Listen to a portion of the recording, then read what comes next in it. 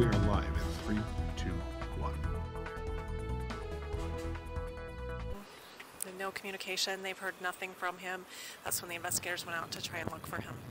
The body of a 17-year-old boy who went missing is discovered in a field in Kearns. A massive tax reform bill is unveiled in the Utah State Legislature. Oh, this is a major benchmark. I mean, the gift is really transformational. The Church of Jesus Christ of Latter-day Saints donates millions of dollars to the new African American Museum. Welcome to Newsline. It's February 28th, 2019. I'm Maren Klein. And I'm Amy Hamilton. Earlier this morning, the body of the missing 17-year-old Julian Garcia was discovered not far from where he was reported missing. Paige Johnson went up to Kearns. Paige, where was the teen's body found? A 17-year-old boy was found dead in this field last night near 5600 West and Plumbango Avenue. He was last seen on February 9th by his friends, and he was reported missing by his parents on February 10th. The location of his body was very close to where he was last seen 2 weeks ago. Until last night, however, the boy was not being investigated as a missing person, but as a runaway minor. After word from the family that there was nothing, no communication, they've heard nothing from him, that's when the investigators went out to try and look for him. They found his body at 6:30 last night. Then is when police began asking for witnesses along with neighbors' security camera footage or doorbell cams that may lead to some answers. Some neighbors on the scene claim that there was domestic abuse, but authorities have not reported any such events and don't currently suspect foul play. As of now, they have no suspects or working theories. Like I said, we're not even sure it's a homicide at this point. Until they get more information from the medical examiner, the investigation is kind of on hold. Still don't know the cause of death. So we're kind of in that very, the moment we're actually kind of on hold. They're doing the autopsy right now. An autopsy is being done and will hopefully shed more light on this horrific event. Thanks, Paige. After weeks of closed-door negotiations, we now know the massive changes to the state tax reform bill. The reform comes from a call by Governor Herbert to deal with the declining revenues that pay for government services. The new tax bill will make dramatic changes to the tax code. The state sales tax will lower from 4.75% to 3.10%. The income tax will also decrease from 4.95% to 4.75%. Increased tax rates will be imposed on services such as haircuts, lawyers, and advertising. A new sex education bill is headed to the Senate. House Bill 71 passed through the Utah House of Representatives 72-3. The legislation clarifies the state's sex education policy. It requires teachers to talk about the risks of birth control and condoms. The bill also gives school districts power to provide more training for health instructors. The DEA and Salt Lake Police Departments arrest 33 members of a drug ring. Police believe members of the gang were responsible for the shooting at Fashion Place Mall that took place in January of this year. The U.S. Attorney's Office says the arrests are all from the Norteños gang and that they're all connected to a cartel from Mexico. The investigation began in June of last year. The bust broke open a multi-million-dollar heroin drug ring that runs all the way from Mexico to Salt Lake City. A Latter-day Saint artifacts dealer is sentenced to jail after stealing 8 historical books and a photograph from a BYU archive last year. Former BYU student 29-year-old Kevin Schuer has spent the past 3 months in jail. He was sentenced in the 4th District Court to serve 1 more month in jail and 3 years on probation. According to Schuer's lawyer, he stole the items to make ends meet for his daughter, who has spina bifida. Racist, conman, cheat. That's how Michael Cohen described his former boss, President Trump. He also testified that Trump has lied about business dealings and his personal life. But Republicans claim Cohen, a convicted felon, is the liar who is angry about being passed over for a promotion. Omar Jimenez reports. Since taking office, he has become the worst version of himself. President Trump's former lawyer, Michael Cohen, blasting his former boss. He is a racist. He is a con man, and he is a cheat. Cohen presenting a copy of a $35,000 check as evidence Trump directed hush money payments to adult film star Stormy Daniels. President of the United States thus wrote a personal check for the payment of hush money as part of a criminal scheme to violate campaign finance laws. Cohen says then candidate Trump also knew WikiLeaks would release emails damaging to Hillary Clinton's 2016 campaign. Mr. Trump knew from Roger Stone in advance about the WikiLeaks drop of emails.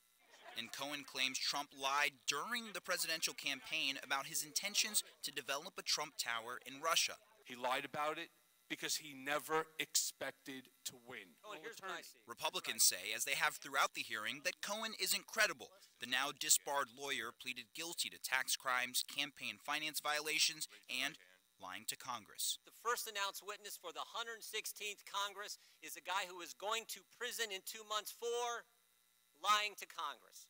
Cohen will go to prison in May for 3 years. I made mistakes. I own them. But as today's testimony proves, he's not going quietly. I am not protecting Mr. Trump anymore. On Capitol Hill, I'm More Jimenez reporting. Cohen arrives today for his third day of congressional testimony. His public testimony yesterday had social media buzzing. Savannah Hegerhorst has more on Twitter's reactions to Cohen's explosive comments. That's right. There was a lot of controversy over Michael Cohen's testimony against President Trump.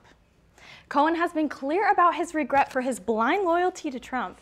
Trump responded to the testimony with one of his signature fiery tweets. He said, "Michael Cohen was one of the many lawyers who represented me, unfortunately. He was just disbarred by the state Supreme Court for lying and fraud." The president then accused Cohen for lying to reduce his prison sentence. Cohen accused Trump of speaking with Roger Stone about WikiLeaks in 2016. WikiLeaks was quick to straighten out the allegations against them.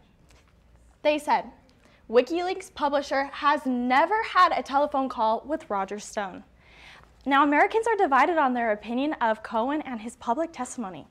This user was disgusted with the Cohen hearing and even referred to it as a joke.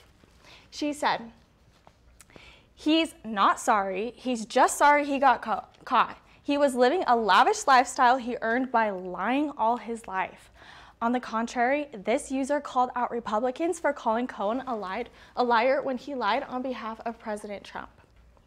Every time they call him a criminal, remember he committed those crimes with Trump and on his behalf. Christopher Wayant's sarcastic cartoon sums up the heated debate between Trump and Cohen. It says, "The president wants to know if North Korea's missiles can reach Michael Cohen." Cohen's testimony continues today, but behind closed doors. The city of Sandy is warning its residents of a recent scam going around. Sandy officials have received reports of impersonations claiming to be from the health department. The city says scammers are asking people to test their water and then asking for financial information. Officials say the city is not asking for any money to test water. The Church of Jesus Christ of Latter-day Saints donates $2 million to the International African American Museum, which is slated to open in 2021. On behalf of the First Presidency of the Church of Jesus Christ of Latter-day Saints, I am pleased to announce a $2 million contribution. Elder David A. Bednar of the First Presidency presented the award. The purpose of the museum will be to memorialize the sacrifices of Americans with African ancestry. The church's donation will mostly be used toward the museum's Family History Center. Martin Luther King III, son of Martin Luther King Jr., is looking forward to what a Family History Center will mean for those of African ancestry. I think when people understand and know their history and heritage, their genealogy, there's no telling where it's going to lead. The museum is set to open in 2021 in Charleston, South Carolina. Canyon School District is creating a new program to aid students who have little or no access to computers or the internet at home. The District Board of Education says that 10% of students throughout the district are not able to access the internet in their homes. The aim of the program is to prevent students from falling behind in school assignments. The program will start as an experimental checkout program similar to the process of checking out library books. The Utah Transit Authority is offering free rides on Frontrunner, tracks, and bus lines to help reduce pollution. UTA is waiving fares for public transportation today and tomorrow, including ski buses. Transportation officials say last year's free fare day saw a 23% jump in ridership. That year, thousands of cars were taken off the roads, which helped prevent some pollution and greenhouse gases. Wow, what a great way to help preserve the environment. So true, and it's such a good way to kind of give people that access to transportation, especially if they don't have it. Absolutely. And it maybe will increase ridership as it did last year. Awesome. Well, looking forward to finding out what happens. Yeah, I know. I would love to have a free ride. President Trump leaves Vietnam empty-handed. Actually, it was a very productive 2 days, but sometimes you have to walk. What caused Trump and Kim to leave the summit without a deal? The world's smallest baby finally gets to leave the hospital and go home. Find out how little the baby weighed at birth and how long he had to stay in the hospital. Thanks, Kurt. It's been a pleasure working with you. A sergeant retires after years of service in the Grand County community. Hear his emotional final radio call. See on page 4 that the projections need to be earthquake next Thursday. Seriously? Thursday? Can't do that. This is really inconvenient. I have yoga that day. I have no time for this. So, I can't do Thursday, but I can do Friday. Disasters don't plan ahead. You can. Talk to your loved ones about how you're going to be ready in an emergency. Don't wait. Communicate.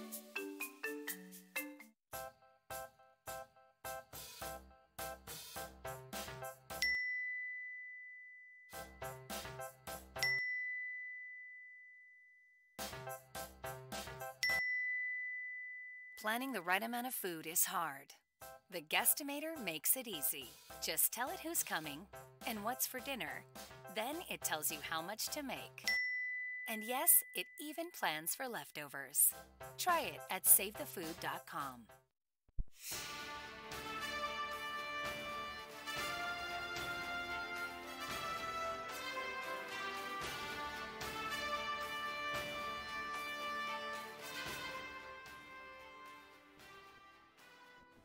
Israeli Prime Minister Benjamin Netanyahu is indicted on corruption charges by the country's Attorney General. Before the indictment, Netanyahu tweeted, "The House of Cards will collapse completely." A video in the tweet blasts the investigations as built upon fake news, an incomplete investigation, and state witnesses. Pakistan will release a captured Indian pilot tomorrow. The Indian pilot has been in Pakistani custody since his plane was shot down in an aerial engagement with the Pakistani military yesterday. The confrontation between Indian and Pakistani fighter jets over Kashmir came a day after India said it launched airstrikes in Pakistani territory, the first time since 1971. Khan says the release is a, quote, peace gesture. Millions of people in Uganda are abandoning the internet and all forms of social media because of a tax imposed on users. Last July, Uganda's finance minister imposed a tax of $5.32 for daily internet use. The government hoped to boost the economy and reduce the negative effects of online gossip with the high tax rate. But with over 60 internet platforms impacted, including Facebook, WhatsApp, and Twitter, Uganda is simply logging off. Many critics say this is a violation of free speech and worry about the damage this will have on their economy. The world's smallest baby has left a Tokyo's hospital and is headed home. At birth, the baby boy only weighed a little bit over half a pound. After 5 months of nutrition management, the baby's weight is now up to 7 pounds, 2 ounces. He became the world's smallest baby to be sent home healthy. Before that, the record was held by an infant in Germany who weighed a little over half a pound when he was born in 2009. For the first time since the Clinton administration, the House passes a major gun control legislation. Find out what prompted the bill and what changes it will make to the current law. I thought it would be a great way to stay active and try something new. Students, faculty, and alumni of BYU get active. Find out what competitive month-long race these athletes are training for. Find out what the area got over 6 feet of snow last night and what weather is coming to your area this week. I will tell you more in the 5-day forecast.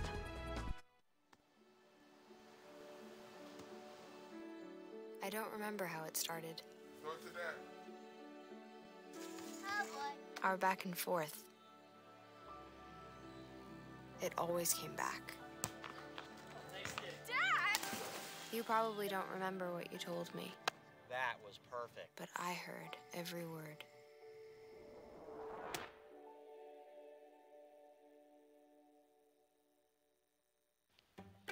What's Beethoven's favorite fruit? Banana. How does a tissue dance? Put a little boogie on it.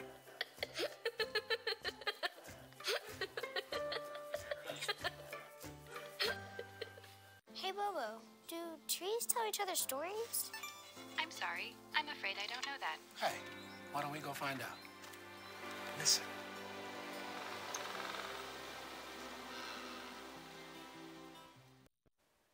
The second summit between President Trump and North Korean leader Kim Jong-un ends early and without a deal.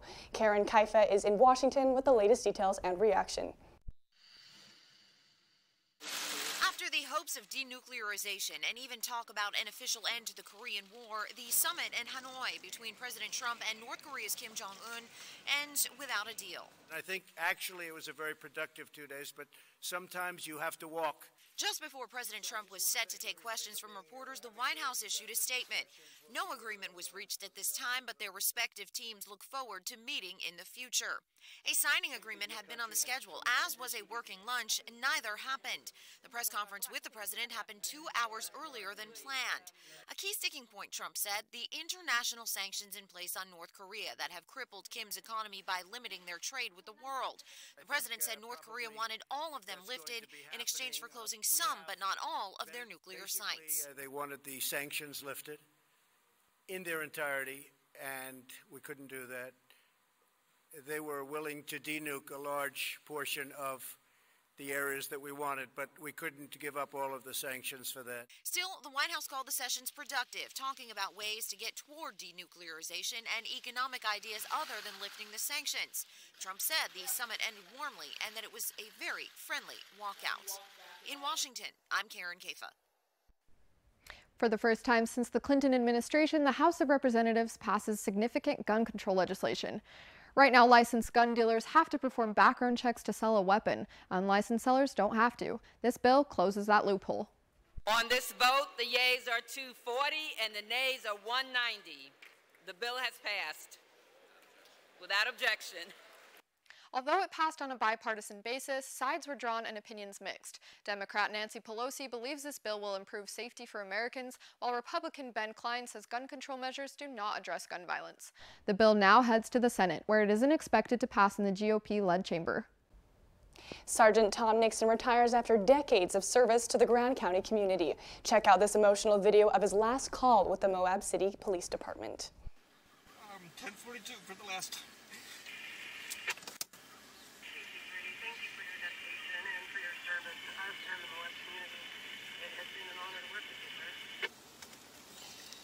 And you as well. Department says Nixon was known for his humility.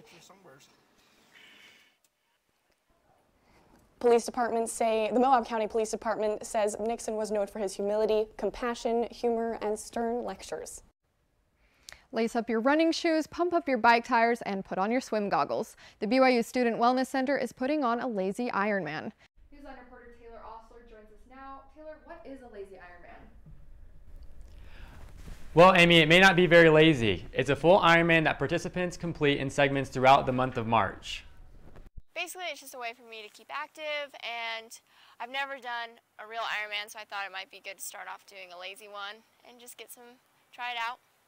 Students, faculty, dependents, and alumni can participate in running 26.2 miles, biking 112 miles, and swimming 2.4 miles. So with Lazy Ironman, we want to get people involved, students involved into fitness and getting to know the different facilities offered at BYU campus. There are many options on campus to complete this month-long Ironman. So we have the indoor track, the open swim times at the pool, and we have cycling equipment in the student gym that students can use in order to accomplish all those miles. Even alumni can participate, no matter the distance from BYU. Participants can complete the Lazy Ironman anywhere. So I'm really excited for this Lazy Ironman because my dad, who's a BYU alumni, is going to do it as well. And so even though he lives in Texas, we'll get to it together and be able to keep each other accountable. So it'll be a really fun experience. The Lazy Ironman costs $5. After completing the Ironman, participants can pick up a t-shirt in the Richards Building. The Student Wellness Center recommends people do a little each day to finish. They hope that this semi-annual event helps get students, faculty, and alumni to be more active on campus. Registration ends on Saturday, March 2nd. You can sign up at room 112 in the Richards Building or at eventtickets.byu.edu.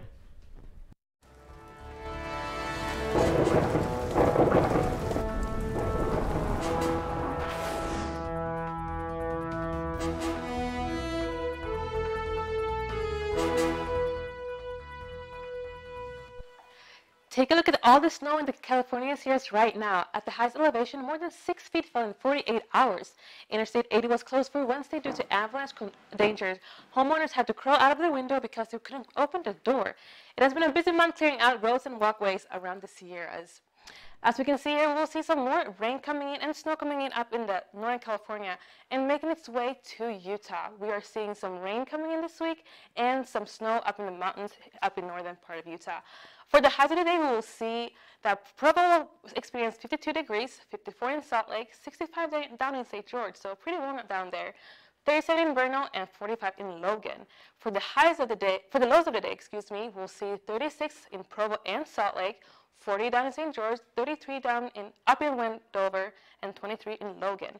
For the 5-day forecast for the southern part of Utah, we can see that tomorrow will be pretty sunny with 66 degrees. Some rain and snow, some rain, on Saturday. However, it'll get warmer with clouds and sunny throughout the week. For the 5 days forecast for the northern part of Utah, we'll see some clouds tomorrow, rain and snow up in the mountains for Saturday, and some clouds and sun throughout the weekend. So we might see spring coming in this next week, which will be pretty exciting. Wow, it has been so nice with it being warm recently. Oh, it's such a tease. I know. I almost didn't wear a coat today. It felt so nice. Yeah. Got some rain tomorrow, though. But the rain also came down in the Jazz game last night. The Jazz were raining threes and got a big win against the Clippers. How Donovan Mitchell's crossover nearly sent a Clippers guard flying all the way back to L.A. Also, 4 Cougar sports teams are back in action tonight, including 2 here in Provo. Who, when, and where when we come back.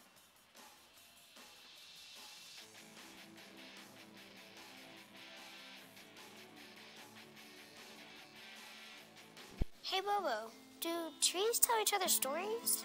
I'm sorry. I'm afraid I don't know that. Hey, why don't we go find out? Listen. Can birds draw pictures? I don't have an answer for that. Dad, do stars visit their friends? Look!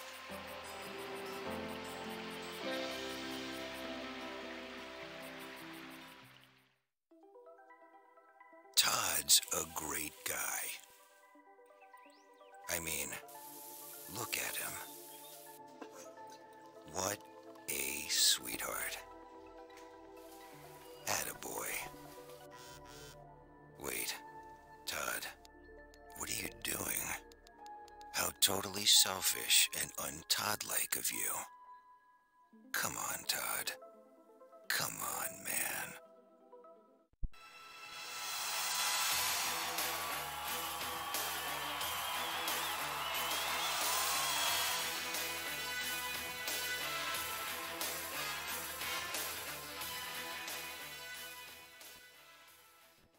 Four Cougar sports teams will be in action this evening, including the number 9 ranked BYU men's volleyball team. Here we go. Stanley. Pretty nice heat. Good. Great pass. Weary. Following last weekend's win over Grand Canyon, the Cougars will remain at home for a top 10 matchup against number 8 Stanford. The Cougars will play the Cardinal twice this weekend, tonight at 7 p.m. in the Smith Fieldhouse and Saturday at 8 p.m. in California. The men's volleyball team won't be the only Cougar sports team taking the court in Provo tonight, as the women's basketball team will take on San Francisco in the Marriott Center. The Cougars beat the Dons once earlier this season and will look to complete the sweep at 7 p.m. Outside of Provo, the BYU baseball and softball teams will take the field tonight to kick off their weekend road trips. The Cougar baseball team is in Beaumont, Texas this weekend for a 3-game series against Lamar. The Cougars and the Cardinals will begin play at 5 p.m. tonight. As the baseball team takes on Lamar, the softball team will face off against San Diego State in the first of 5 games in San Diego this weekend. The Cougars will begin play against the Aztecs at 4 p.m. this evening. After falling behind big in the first quarter, Donovan Mitchell and the Utah Jazz came back to beat the Clippers 111-105 last night. Joe hands it to Donovan. Step back three. Up. Okay, Donovan. Donovan Mitchell finished the game with 32 points, including this nasty crossover of Clippers guard Landry Shamet that nearly sent him into the front row. Rudy Gobert also had himself a game, dropping in 20 points to go along with 13 rebounds, while also shooting 8 of 10 from the free throw line. The Jazz will travel to Denver to take on the Nuggets at 8:30 p.m. tonight on TNT. 5 seconds left. Waiters back to Dwayne. Shoots. No, he couldn't get it off. Now fires it up. Bank it in. It counts. It counts. Dwayne Wade showed the Golden State Warriors that age is just a number last night, scoring 25 points and hitting this game winner to top it all off. Sporting a new hairdo, Wade banked in the three off 1 foot to give the Heat a 126-125 win over Golden State. Miami currently sits in 10th in the Eastern Conference standings with a 27-33 record. We'll be right back.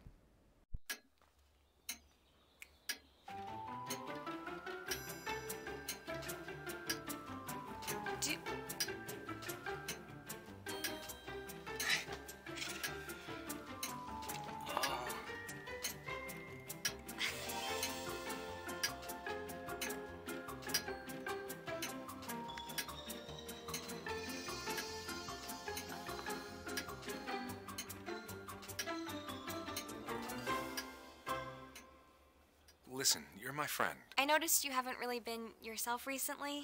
Yeah, I feel like something's up. How are you? Are you okay? Is there anything you want to talk about? I just want to know how you're feeling. And listen, even if you don't know what to say, I'm here to talk.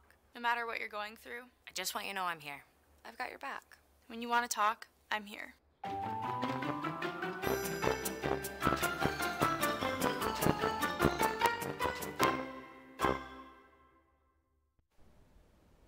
World War II veteran gets a special birthday wish for his 100th birthday. Joe Cuba told his senior home that he'd like to get 100 cards for his birthday, one for every year he's been alive. The staff posted a picture of Joe holding a sign with his request, and the picture took off. He's already gotten 10,000 birthday cards and counting from places all over the world. Joe and his family plan to extend his celebration past March 2nd by flying to see the World War II memorial for the first time. Oh, that is such a tender story. 100 years old. Oh, incredible. And I want to send him a letter. Yeah, we should send him cards. I wonder how many he'll have after March 2nd. I know. And how long time will it take him to read all the letters? That's, yeah. I'm a March baby too, so. Well, thanks for joining us today for Newsline. For more information or to tell your friends about our stories, be sure to check out our website at universe.byu.edu/newsline. Have a great day.